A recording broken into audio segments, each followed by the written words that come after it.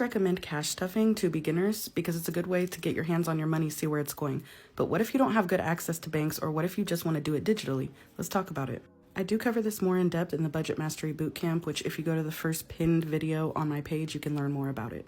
So traditional cash stuffing, when you're using envelopes to put your money into your different variables and sinking funds, it looks like this. You do your budget, you figure out what are your variable expenses and your sinking funds, and then you pull that out in cash on your payday and you put them into your different envelopes. That way you have everything sectioned off into envelopes, you have cash, you go and use the cash, and when you're done with that, your envelope is empty.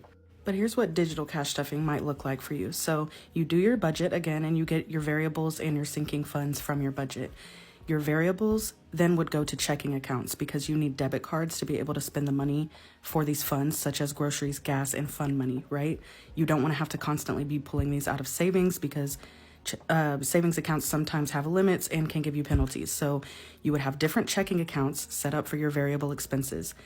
You would then distribute those variables to the different checking accounts. So you would have a grocery checking account, a gas, and a fund money, or whatever your variable expenses are. And then your sinking funds would go to a high yield savings account. You can do this a couple of different ways. You could have multiple high yield savings accounts, but the way that I do it is I have a high yield savings account and I have buckets within that savings account for the different sinking funds I have. So you have, an emergency fund bucket, a vacation bucket, car repair bucket, whatever your sinking funds are. That way all your money is housed within your high yield savings account and you're getting that interest on it, but it is separated into those different buckets so that you don't get it all mixed up. I know Ally Bank has the high yield savings with buckets. Other banks have that as well. And another way that you could also do the variables is use a bank that has buckets in their checking accounts, which Ally Bank does, but I know other banks do too. So you would have one checking account and have multiple buckets within that account for the different funds. And then you could assign stores or certain purchases to these buckets. That way, when you swipe your card, it automatically knows if you went to Walmart, it's taking out of the grocery bucket.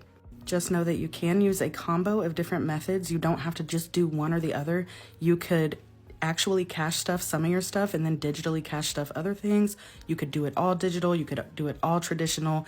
It is completely up to you and what works for you. Also note that you need to do your research on banks. I cannot tell you which bank to use. I can only tell you which banks have certain features, which banks have certain APYs.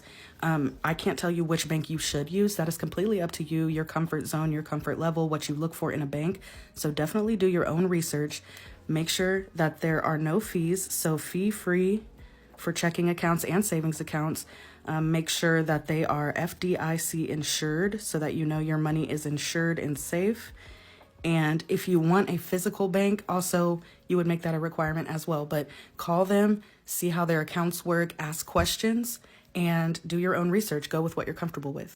One more thing is that it's going to take time to find the perfect system for you, right? You have to kind of try things out and see if you like them or not and see if they work for you within your budgeting style and within your lifestyle.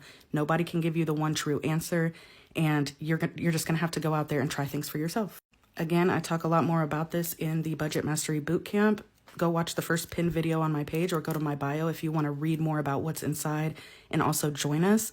It dropped and we already have students in there working. This is going to be a game changer for you. It's better than a one-on-one session. So any of the people who have been asking me for one-on-ones, go join the Budget Mastery Bootcamp. It's cheaper than a one-on-one and it actually costs less than probably what you spend on fast food.